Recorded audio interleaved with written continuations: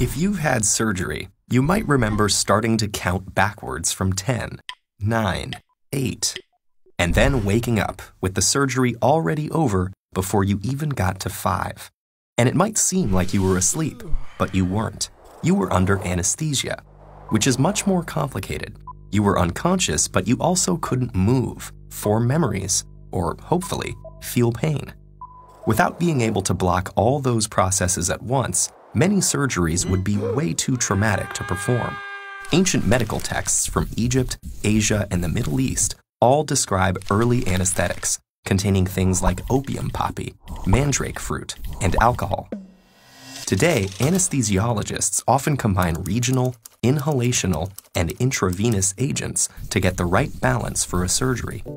Regional anesthesia blocks pain signals from a specific part of the body from getting to the brain. Pain and other messages travel through the nervous system as electrical impulses. Regional anesthetics work by setting up an electrical barricade. They bind to the proteins in neurons' cell membranes that let charged particles in and out and lock out positively charged particles.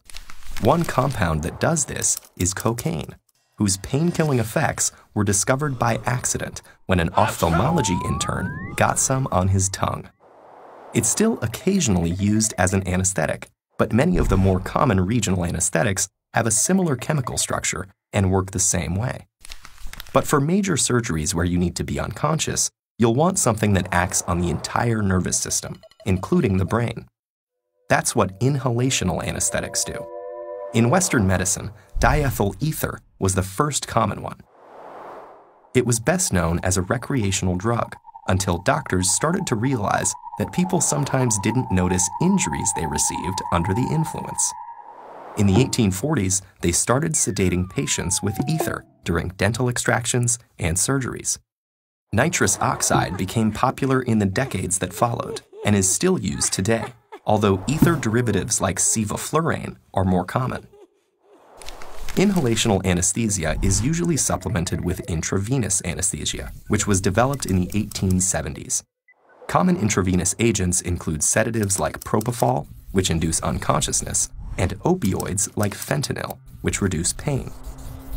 These general anesthetics also seem to work by affecting electrical signals in the nervous system.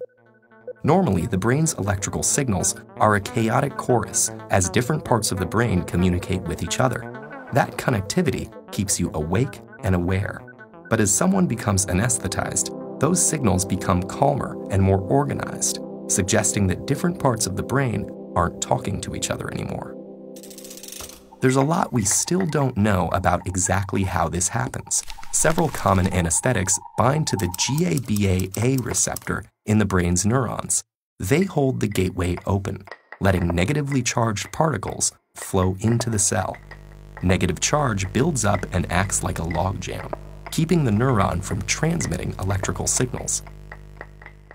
The nervous system has lots of these gated channels, controlling pathways for movement, memory, and consciousness. Most anesthetics probably act on more than one, and they don't act on just the nervous system. Many anesthetics also affect the heart, lungs, and other vital organs. Just like early anesthetics, which included familiar poisons like hemlock and aconite, modern drugs can have serious side effects.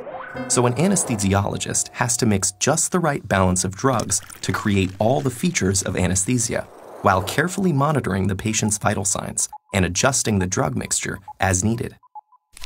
Anesthesia is complicated, but figuring out how to use it allowed for the development of new and better surgical techniques.